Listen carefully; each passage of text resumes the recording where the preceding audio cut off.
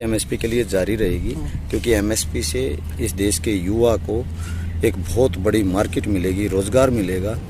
और फिलहाल जो सरकारी साधन संसाधन नौकरियों को बर्बाद किया जा रहा है, और खासकर फौज को सुनियोजित तरीके से ये पेट की, जहां फौज को छेड़ा गया है, ये पेट की और बात नहीं है, पेट की और जेब की बात नहीं है, देश की बात है।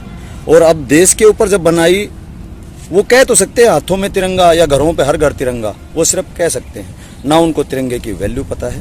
तिरंगे की वैल्यू कॉमनवेल्थ में जाके देखिए, तिरंगे की वैल्यू वर्ल्ड जो हमारी एथलेटिक्स मीट हो रही थी, वहां पर जो लोग जब तिरंगे को पीछे करके उठाते हैं तो वो तिरंगे की वैल्यू जानते हैं। ये देश तिरंगे की वैल्यू जानता है।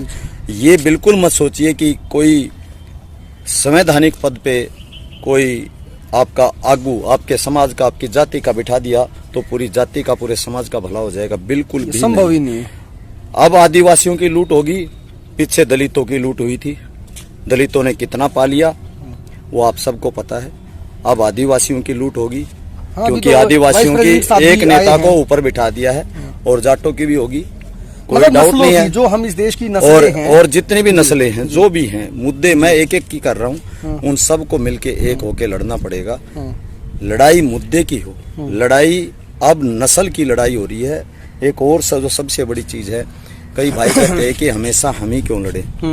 ये तो हम एक नस्ल के लोग हैं। हाँ, तो मैं अक्सर कहता नहीं हूँ कि हम एक हड्डी एक खून के लोग हैं, हम एक देश एक हमें लड़ना पड़ेगा, हमें लड़ना पड़ेगा अपने साधनों के लिए, अपने संसाधनों के लिए, और लगातार लड़ना पड़ेगा सारे मुद्दों को।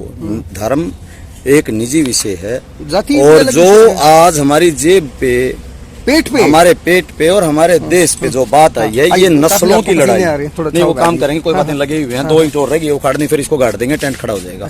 और अभी साधन संसाधन कम थे तो हम लोग लगातार टेंट नहीं लगा पाए थे, अब वो टेंट को हम यहाँ पर कंटिन्यूस किया है।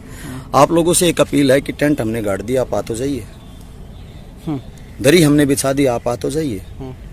आप पॉलिटिकल पार्टियों की दरी बिछाते हो, किसी धर्म के मंदिर में जाके दरी बिछाते हो, कहीं मस्जिद में जाके दरी बिछाते हो, यहाँ आप लोगों की अपनी समाज की दरी बिछी है। आइए अपने मुद्दों की लड़ाई लड़िए। यहाँ पर एक संयुक्त युवा बेरोजगार मोर्चा के नेतृत्व में हम लोग लड़ रहे हैं, ना कोई निजी व्यक्ति है, ना कोई किसी का संगठन है, सब गौण हो जाते हैं। आइए, आप भी आएंगे, आप भी मोर्चे का हिस्सा बनिए। जैसा कि साथियों ने बताया, सुमित भाई ने भी बताया, मीत मान भाई ने भी बताया, यहाँ पे जो है धरना कंटिन्यू चल रहा था, उस धरने को और आगे